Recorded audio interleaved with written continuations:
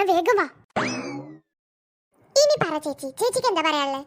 അത് പിന്നെ നീ മാളുവിനെ വഴക്ക് പറഞ്ഞോ? ഞാൻ ചെറുതായിട്ടൊന്ന് വഴക്ക് പറഞ്ഞു. നീ ചെറുതായിട്ട് വഴക്ക് പറഞ്ഞതായാലും അവൾക്ക് നല്ല വിഷമായിട്ടുണ്ട്. അവൾ കരയായിരുന്നു.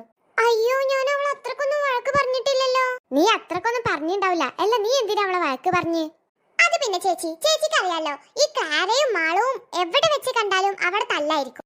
അയ്യോ, അതെനിക്കറിയാവേ. അങ്ങനെ അവർ ഇവിടെ വെച്ചിട്ട് തല്ലുണ്ടാക്കി. അപ്പൊ ഞാൻ മാളുവിനോടൊന്നും മിണ്ടാതിരിക്കാൻ പറഞ്ഞിട്ട് ദേഷ്യപ്പെട്ടു. അതാണ് ഇപ്പൊ കാര്യം. ഓ, ഇതാണോ കാര്യം?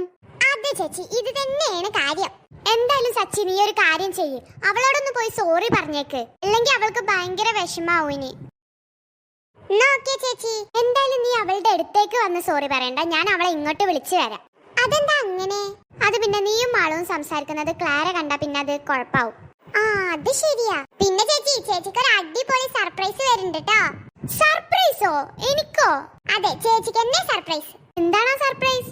സർപ്രൈസ് അല്ലേ? സർപ്രൈസ് ഒക്കെ അങ്ങനെ പറയാൻ പറ്റുമോ? ഓക്കെ, ഞാൻ എന്തായാലും മാളുവിനെ വിളിച്ചു വരാം. ഓഹോ, അപ്പൊ സച്ചി മാളുവിനോട് സോറി പറയാൻ പോകുകയല്ലേ?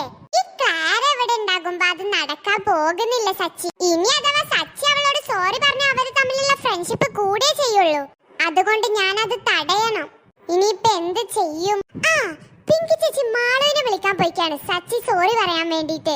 അപ്പൊ ഇത് തന്നെ പറ്റിയ അവസരം. സച്ചിയുടെ അടുത്തേക്ക് പോകാന്ന. സച്ചി! അയ്യോ, ഇവളോ? എന്ത് പറ്റി സച്ചി, നീ ഇങ്ങനെ നിൽക്കുന്നേ?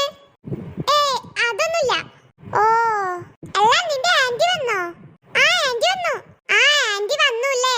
അല്ല, നീ എന്താ ഇവിടെ നിൽക്കുന്നേ? ബാ, നമുക്ക് അകത്തേക്ക് കയറാം. അകത്തോട്ടോ? ഞാനില്ല. ഇവൻ ഇതൊക്കെ കൊളാക്കുവോ? അയ്യോ, മാളില്ല വരുന്നേ. അയ്യോ, ഇനിയിപ്പോ എന്ത് ചെയ്യും? ഒരു ഐഡിയ ഉണ്ട്. അവള് വരട്ടെ.